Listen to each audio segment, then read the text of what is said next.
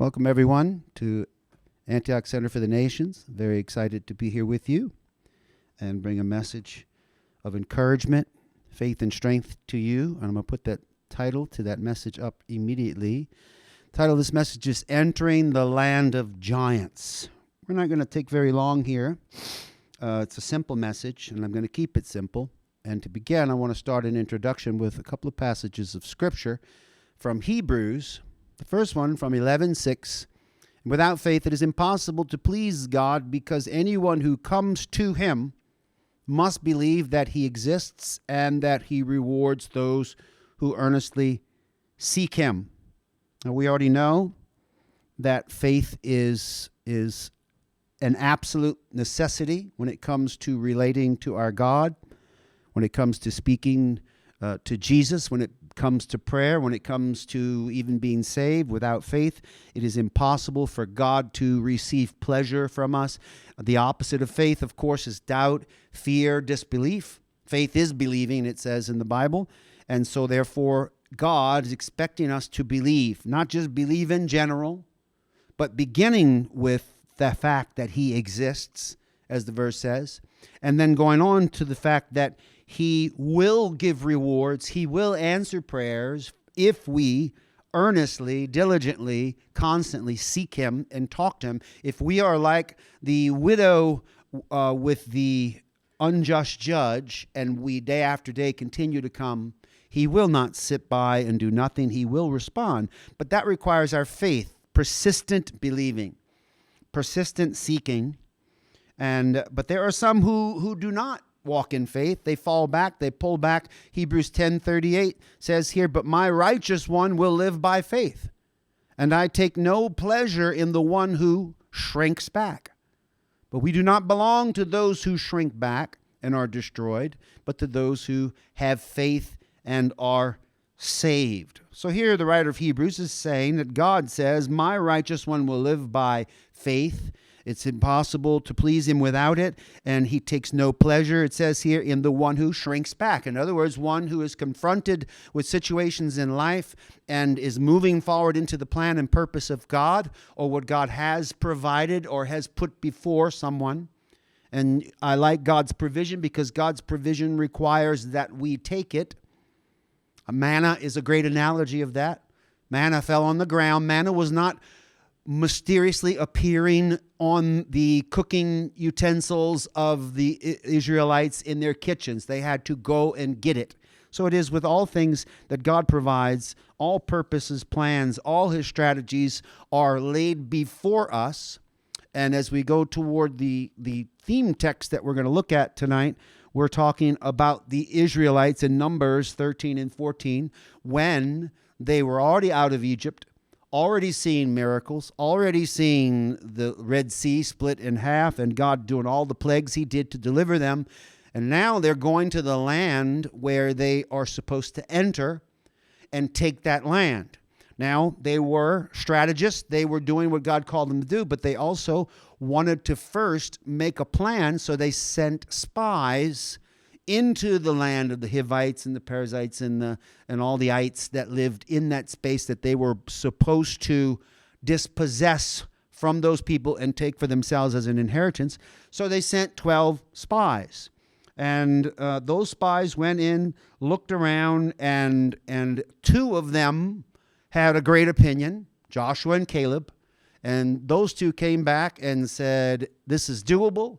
God has provided it, and we're going to make it happen. However, 10 of them had bad things to say and responded out of fear. So this is the thing. There's always this battle. Faith and fear stand in opposition one to another all the time. And when God calls us to step into his promises, we're faced with a choice. To walk in faith like Joshua and Caleb did in that moment, or to shrink back in fear like the 10 spies besides them did. 12 went in, 10 shrunk back in fear, 2 went on, and as a result, of course, of them shrinking back, it caused horrible things to happen. Numbers 13 and 14 provides a clear picture of how doubt displeases God and how faith positions us for victory. So we're going to learn from this tonight the two kinds of people, I call them, which is faith people or fear people. And when Moses sent those 12 spies to the promised land, they all, the 12 of them, saw the same things, right? They went in, they were in a team, they investigated, they saw the same land, they saw the same cities, they saw the same people, but only two, Joshua and Caleb, responded with faith while the others reacted in fear. So their reports, in fact, shaped the attitudes of the people, as we're going to see in the message, that they went off and said, no, we can't. 2 said we can, 10 said we can't. And that ratio to me seems about accurate. It's usually only 2 out of 12 that really steps forward, believing against all odds, and does something wonderful for God and has all of the things the Bible teaches about faith: persistency and focus, never quitting, never giving up. That's Joshua and Caleb, but the others are not. So we're looking here and we're going to examine 5 fears that stir up doubt and displease God. So these are things that you can walk in either inadvertently or by choice, and we want to expose them so that we can learn not to walk in those kinds of fears. So these are 5 types of fears that I want us to look at, and we begin with the first one: fear of the size of the enemy. In other words, the enemy is big. Let's read what it says. At the end of 40 days, they returned from exploring the land. So these 12 spies were there for 40 days. They came back to Moses and Aaron and the whole Israelite community at Kadesh in the desert of Paran. There they reported to them and to the whole assembly and showed them the fruit of the land. Turned out they had really big bananas and apples and stuff, like big giant fruits. And those are wonderful. And they said, look at this. This is amazing. They gave Moses this account. We went into the land which you sent us, to, and it does flow with milk and honey. Here's the fruit. Now, this is the good words coming from Joshua and Caleb, but it says in verse 28, but the people who live there are powerful, and the cities are fortified and very large. We even saw descendants of Anak there. And the Anakites, or those people, were giants, very big people. So I want to talk a little bit out here as the 10 spies focused on different things in Joshua and Caleb. So the way I see these verses, in verse 27, they gave this account to Moses. The positive words, I'm sure, were coming out of the mouth of Joshua and Caleb. But then just as they finish saying it, the others say, but the people who live there. And the negativity starts, the fear starts. So you see these 2 camps of people of fear and people of faith. And we need to learn from this and see what happens, because it's important. They focused, the 10 spies, the people of doubt, they focused on the size of the giants rather than the size of God's promise. God made a promise. When God promises something, that's it. It is absolute. God is not a man that he would lie. All of his promises are true. Everything he says, if he speaks to you directly or you read it in the Word, it is 100% truth, and it is impossible for it not to be true. And he is faithful always and will always be faithful. But whether or not we believe that matters. Joshua and Caleb believed it. The other 10 did not. So it all comes down really to the way you look at the world. They all saw the same thing, but they had different perceptions. When you stand alone in your own mind and consider within yourself what can and cannot be done based upon your merits and strengths and the way you perceive things for you to move forward in life, without considering, if you're relying on yourself and you're not considering God's greatness, you're only looking at the hard things and focused on the negative. And if you do that, then you will shrink back, as that verse said. You will pull back. You'll be stiff-necked, the Bible says, hard-hearted, slow to believe. And those things really irritated Jesus while he was on earth and irritated God throughout the history of the Israelites. So it really is a matter of perspective. If they all saw the same thing, their perspectives were different. Your perspective is also your perception, and your perception becomes your reality. It's an old saying people say, perception is reality. Because what you perceive, the way you see things, then it has then a lot to do with the lens through which you see what you see.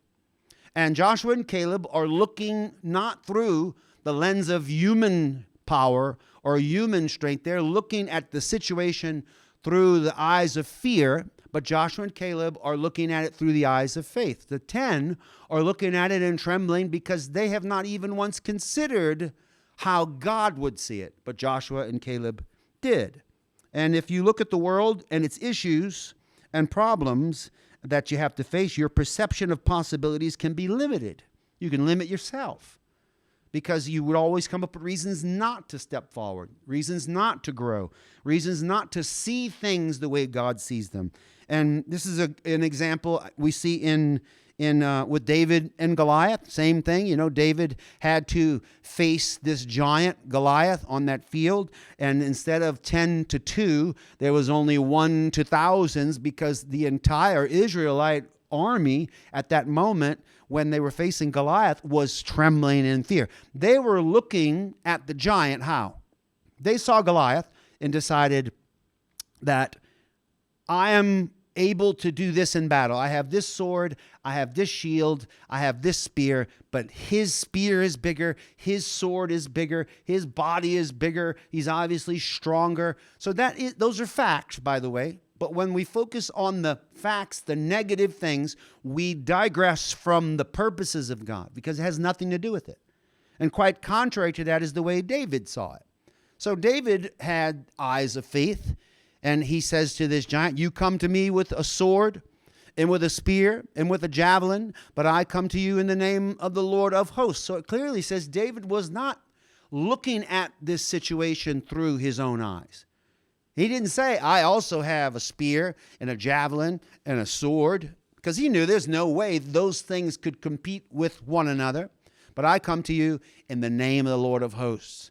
Romans 8:31 says, what then shall we say in response to these things? If God is for us, who can be against us? If God is for us, no one can be against us. Well, they can be against us, but they can't possibly win, right? So Joshua and Caleb had this same spirit. They saw giants, but they also saw God's faithfulness. Where the others, however, looked through their own eyes at these giants, these Anak and these big people and all these problems. And when they did that, their perception of what is doable, of what can be accomplished for God, was minimalized and, in fact, negated completely. They lost all faith. And it's important that we understand. David understood God was with him. Joshua and Caleb understood God was with them. And that's all they needed. And that's the perspective of faith that God is calling us. Anything that comes from fear is sin, the Bible says. Anything we do without faith is sin.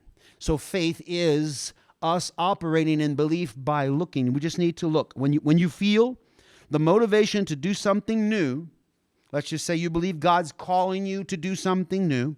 God is telling you to do just like the Israelites were told to do what? Go to the promised land. God provided it. It was there. His plan was set, and he will make sure that you will be successful as long as you don't look at it from your limited perspective.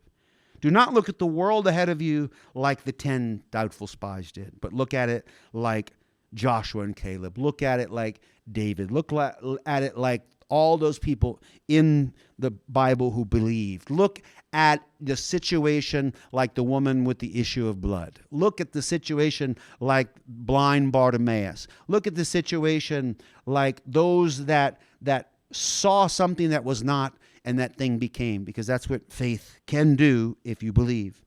You know, I, as a young man, I was from a very poor family, and I looked at the world often like those 10 doubtful spies did. I had no expectations of becoming anything. I had no hopes of doing anything other than just being myself and enjoying my fun times or whatever. But then I met Jesus, and I heard his words. I read the Bible, and I changed my perspective. I started thinking like Joshua and Caleb, and I started looking toward the future, which put me in a position that God would invest in me a call to service. And he called out to me, and I responded in great fear of what it looked like. He showed me in dreams and visions my ministry, traveling around the world, doing all these things, but remember who I was and what I was, a broken child from a dysfunctional family, abandoned by our father, and just my mother working 2 jobs. I had no expectations or hopes other than just living in poverty for the rest of my life. And these things God showed me were so much bigger than me, so much more expensive. How am I going to fly? How am I going to get airline tickets? I couldn't even afford to get transportation to the passport agency to get my passport application. Everything was against me if I looked at it that way. But when I got saved and I started reading these stories, I changed my perspectives. And I conquered that fear and stopped looking at life from the perspective of me and started looking at the world through the eyes of Christ. So the second fear is the fear of inadequacy. That's where they said we seemed like grasshoppers in our own eyes, and we looked the same to them. Now, this is a loaded verse if you hear it. They seemed like grasshoppers, tiny, insignificant, incapable of possibly stopping, in the analogy they're giving, a human. So these giants are so big to them in their assessment of them that they now are looking at themselves. In the first point, we were dealing with our perceptions and perspectives of the world as we look at it. But now the second point, we're talking about how to see the world, but not how to see the world, but how we see ourselves in the world.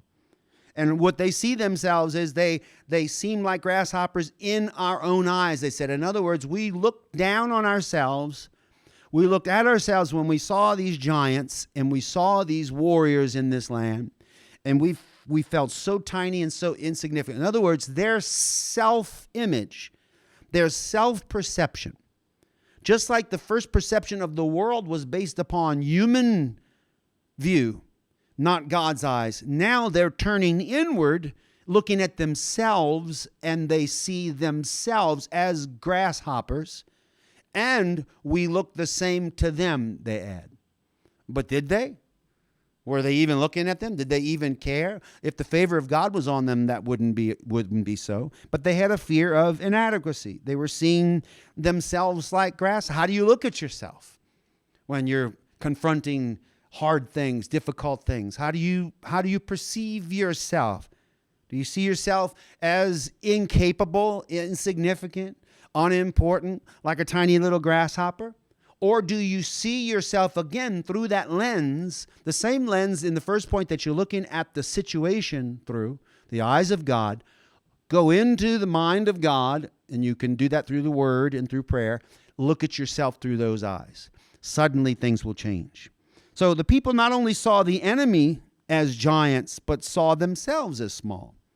Their low self-perception, based not upon God, but upon their size and weakness, led them to defeat before they even engaged in battle. They lost the war without fighting a single battle, because that's what happens when fear is allowed to rule. And I see this all the time in life. I see it happening in people's lives everywhere I go. I have seen many men and women called to serve God, to do great things for his kingdom, but they were intimidated because when looking at themselves, they were fearful that they were inadequate and incapable.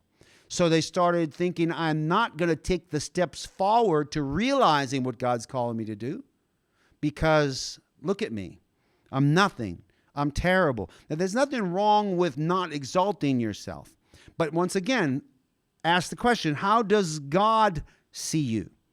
So the reality of when God calls us to do something for him is not based upon what we are or what we have or how we perceive ourselves.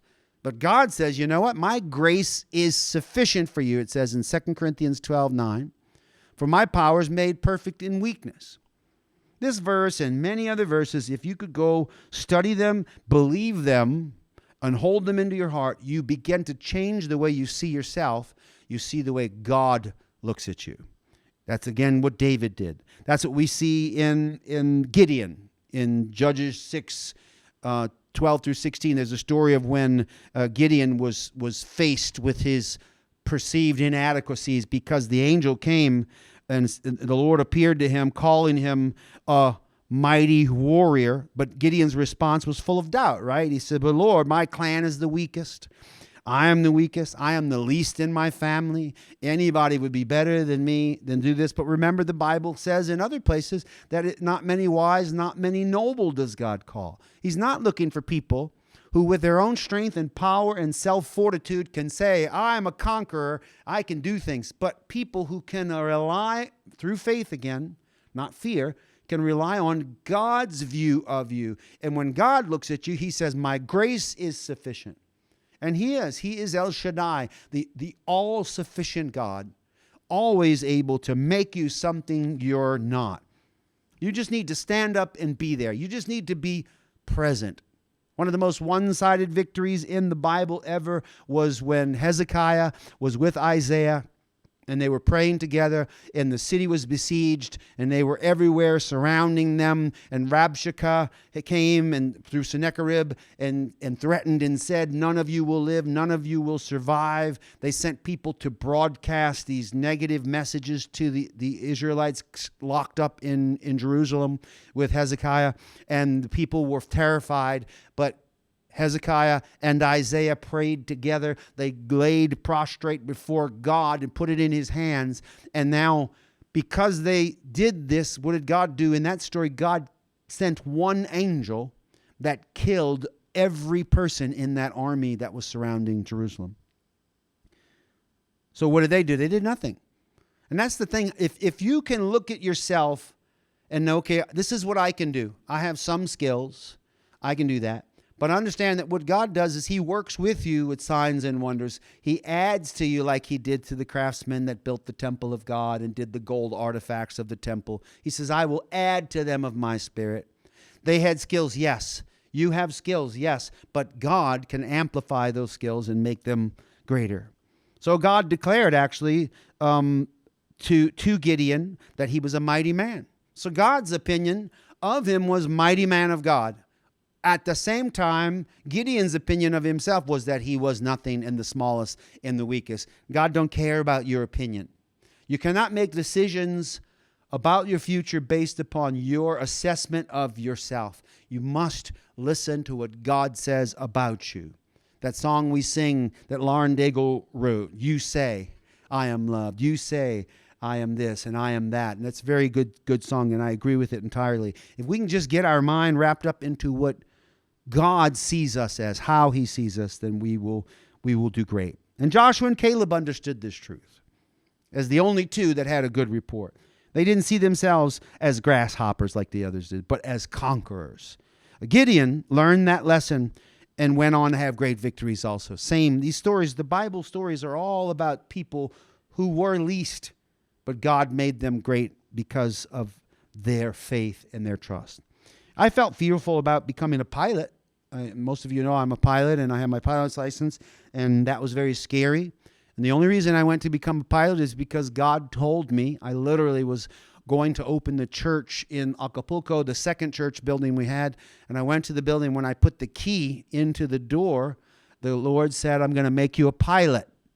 And it was the strangest thing because I was not thinking about being a pilot. I never dreamed of being a pilot.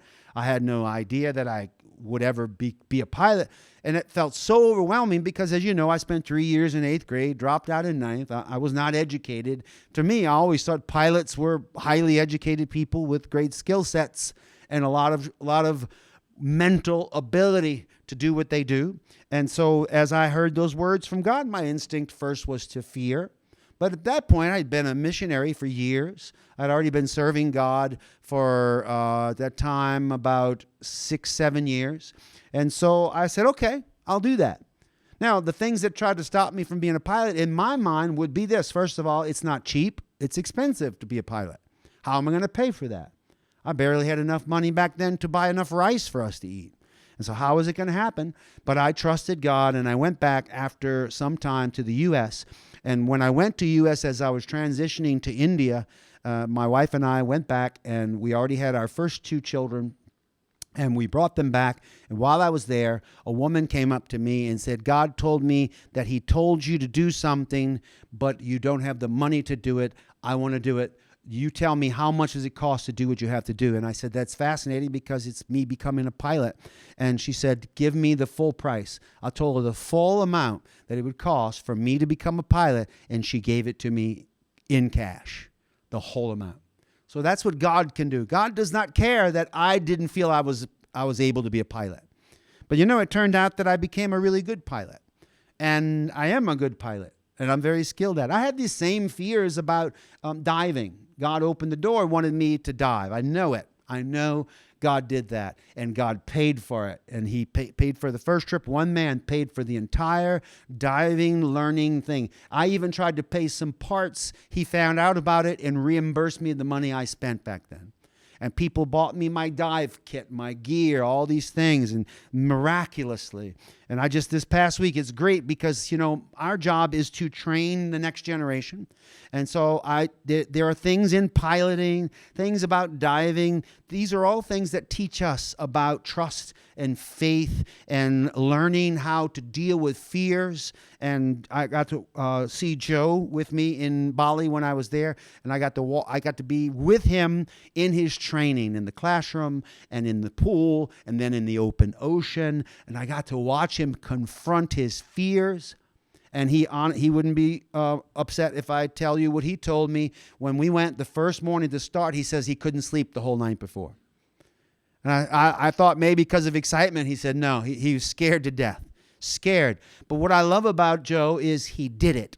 He did it anyway. No matter how afraid of it he was, he did it. And you know what? He turned out to be a really quick learner, a good study, and he picked up everything very quickly. And it's so funny because the first time we went in the ocean together, the instructor put me in first. I went down half down the rope to wait for them. I went down to about 10 meters and hung out waiting for them to come down. And it took him a long time because really Joe was overwhelmed that there was a pretty heavy movement of water when we went in the first dive. And it was very scary. But Joe sucked it up. He took a deep breath and he trusted the instruction. The instructor was there. He trusted and he went in and he got better and better and better and better. By our last dive, he was swimming like a fish and enjoying it. And I'm so excited for him. And now I have a dive buddy in Bali when I go there. Because for me, it's not expensive to go diving because I have all the equipment. All I have to do is rent the tank. And that's like, $25 or something like that to rent the tank. And I get to go down into the ocean and see the fish with my buddy Joe. So I'm happy. And I had a great time. Let's go to the next fear. Fear of the unknown. Now we see Numbers 14, 1 through 4. And then we're back at the story of the 12 spies and the Israelites. That night, all the members of the community raised their voices and wept aloud, it says. All the Israelites grumbled against Moses and Aaron, and the whole assembly said to them, if only we had died in Egypt or in the wilderness. Why is the Lord bringing us into this land only to let us fall by the sword? Our wives and children will be taken as plunder. Wouldn't it be better for us to go back to Egypt? And they said to each other, we should choose a leader and go back to Egypt. Now this is fear already manifested. We're jumping around in the story a little bit because I want to entertain each fear as we go through. This is after those 10 negative reports came in light of the 2 from Joshua and Caleb. That negative word was already in the camp. This is how they responded. We can't do this. We can't go forward. Not only did they decide they're not going to go forward, they're going to go back to Egypt. They wanted to go back to slavery. They said stupid things like, didn't we have all the leeks and onions and fish we needed there? And here we are in the wilderness dying and starving. And this doubt grew, the fear grew because seeds of faith were planted by those people. And really what they didn't know, it was unknown to them what they were about to face, what they were going into. And people fear the unknown. The Israelites preferred the bondage they knew. Why? Because they were used to that.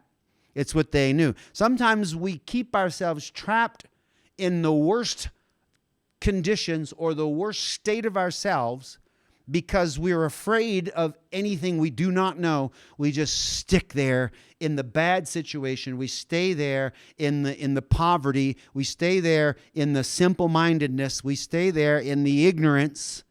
because at least we know that, and we will find people to join us there and also stay there, because ignorance self-propagates and weakness and fear multiplies like bacteria, and you find yourself more comfortable with people who are also fearful, and you just have to be careful about who you're hanging out with, because they will propagate the fear.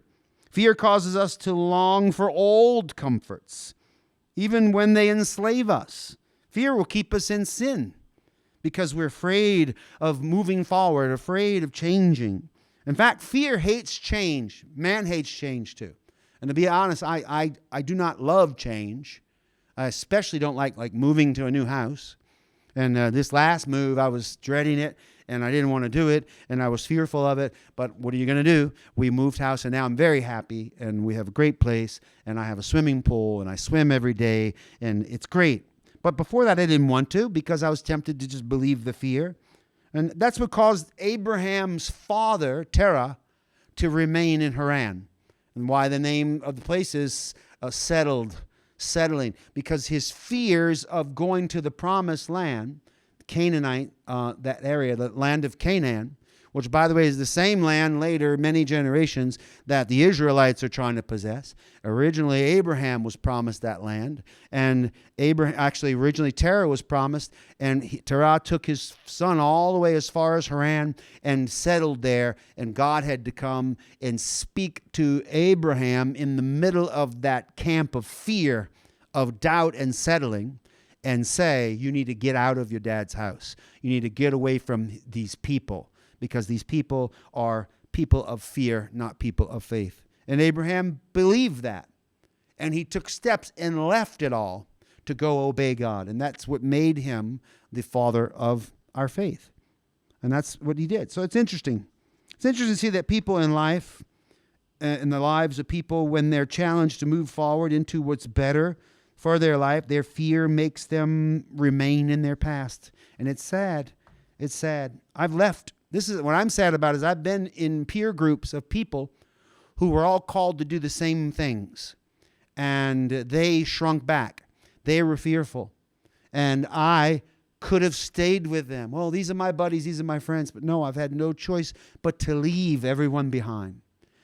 I've left so many people behind, not because I wanted to, but because they refused to walk in faith.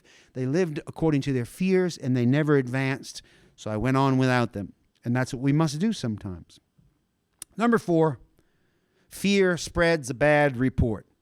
It says, then Caleb silenced the people before Moses and said, we should go up and take possession of the land. We can certainly do it. See, those are words of faith. But the men who had gone up with him, the other 10, said, we can't attack those people. They are stronger than we are. And they spread among the Israelites a bad report about the land they had explored. They said, the land we explored devours those living in it. All the people we saw there are of great size. So this is fear being spread, because fear is contagious. One fearful person can stir an entire crowd into panic. You can recognize these people, these fearmongers.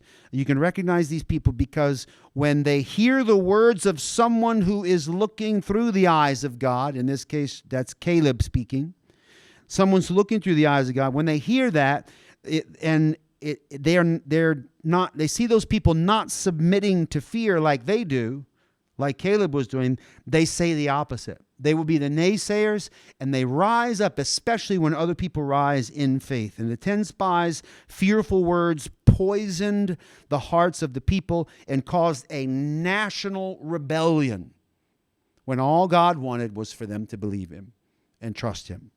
So considering this situation carefully, you know God's listening. You know God sees everything. God had a plan for the Israelites. God called Moses and the people to move into the promised land, and that this would not be easy from a human perspective, but after all, God had done this to bring them where they were going. He brought them this far, and he certainly, like the Bible says, God did not bring us out this far to bring us back again. And there was a war between the positive and the negative, the fear and the faith. And sadly, the fear won. And these men spread this bad report, and it so affected the minds of the Israelites that their doubt, their disbelief, their hard-heartedness caused them to never make it into the promised land. Every single one of them died.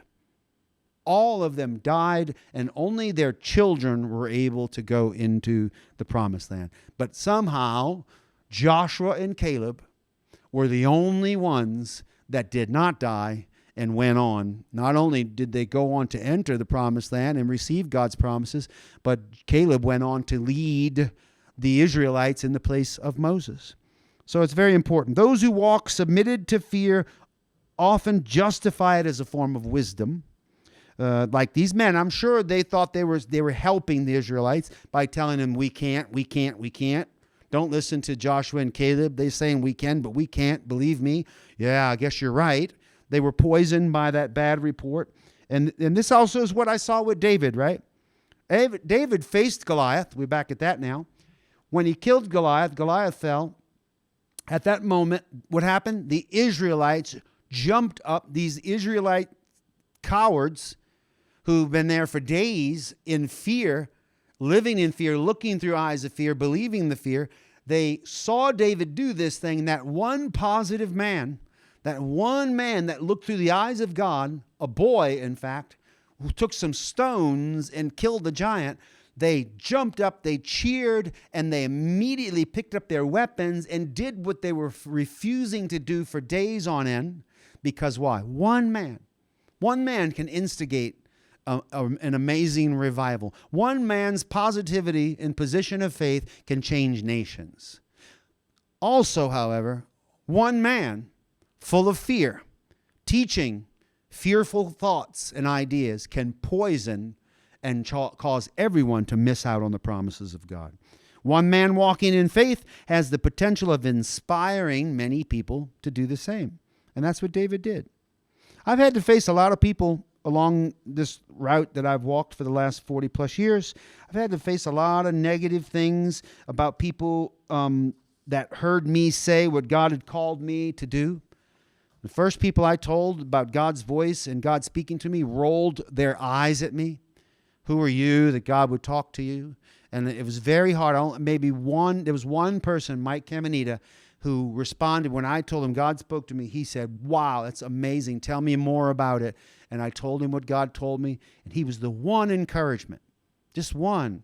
And the rest of the people they thought I was crazy. They didn't listen to it. But I started reading the Bible and I read about Joshua and Caleb. And I realized, well, I'm going to be lonely on this trek. And most people are not going to believe. Most people are going to shrink back, but not me. As for me and my house, we will serve the Lord, and my wife and I committed together. And so we have to be, fear spreads a bad report. Be careful about who you're listening to. Let's go to number 5. This is the last of the fears. Fear that rejects God's promise. And the Lord said to Moses, how long will these people treat me with contempt? How long will they refuse to believe in me, despite all the signs I have performed among them? And this is true, because he had done incredible, amazing things. Now, that bad report was spread, and look in Numbers 14, 5-7. Then Moses and Aaron fell face down in front of the whole Israelite assembly gathered there. Joshua, son of Nun, and Caleb, son of Jephunneh, who were among those who had explored the land, tore their clothes and said to the entire Israelite assembly, the land we passed through and explored is exceedingly good. So this is interesting because the Israelites' fear caused them to reject God's calling, even though he had already proven his power. And that's why he's saying to Moses, what is wrong with these people? Didn't they see the miracles? Didn't they see all these things? So fear doesn't just stop the progress. It also insults God. God was hurt, angry, and as a result, in his anger and his wrath, what did he do? He stopped them from going to the promised land and made them wander around in 40 years, wander in the wilderness so that they could procreate and make new kids that could learn faith by growing up with manna their entire lives, knowing that provision comes from God and God alone. And they lived that and were conditioned that they were ready to enter with Joshua leading them into the promised land. Joshua and Caleb, it's a perspective of their faith, the faith perspective. Numbers 14:7 says, the land we pass through is an exceedingly good land. If the Lord delights in us, then he will bring us into this land and give it to us. Only do not rebel against the Lord, and do not be afraid of the people of the land, because we will devour them. Their protection is gone, but the Lord is with us. Do not be afraid of them. So that is the Joshua and Caleb perspective. That's eyes of faith, doing the right thing. They saw God's promises. They saw God do miracles up to that point. And so they had no temptation to disbelieve or be in fear. They obeyed and they went. So I want to consider this. I'm going to give you real anecdotally here 5 steps to walk in faith like Joshua and Caleb. How can we be like them? Number 1, see the problem through the lens of God's power. That'd be the one takeaway I can give you for this whole message. Don't look at it through human eyes. Don't look at anything. Without faith, without the eyes of faith, which is the eyes that God gave us from above, it's impossible to please God. If we shrink back in doubt, we displease God. And that's exactly what happened to those Israelites that listened to the 10 negative spies. See the problem through the lens of God's power. Number 2, believe what God says about you, not what fear says. So don't listen as you're looking inward at yourself. Don't listen to your own words. Don't listen to yourself. Listen to what God says about you. Number 3, move forward even when the path is uncertain. Because remember, they were fearful of the unknown. I like the unknown. I like doing new things and having no idea. When I was in India, everywhere I went, I decided the best way for me to minister in India would be to not know anything about where I'm going and where they're taking me. And so I got very comfortable just letting the local Indians and the ministry people there just say, let's go, we're going. And I didn't know where it was on a map. And even when I was driving, I didn't know. They would just say, go this way, take a right. And I would just go. I got so lost in the depths of the villages of India for those years, and I didn't know the plan. I didn't care. I was so happy. I was just singing praise to God the whole time, and we saw many wonderful miracles. I got comfortable with the unknown, and I found out about it to where now it's no longer unknown. I know so many things because I was not afraid of the unknown. That's the only way we can learn and grow. Move forward even when the path is uncertain. Number 4, speak faith and encourage others instead of spreading doubt. Never be caught in the position of the 10 negative spies. Never be the one that brings doubt to someone. Let's just say you have a friend, believes in God, you love them, but God calls them to do something that seems doubtful to you, seems difficult, dangerous, whatever.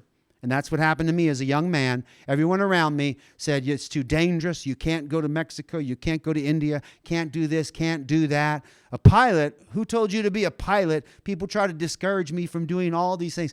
Diving? You're going diving. You're going to drown. People die. You sure it's safe? Because those people who live in fear, they can't come out of it. That's where they exist. And that's where they will always be. You cannot wait for them. Go on. Speak faith.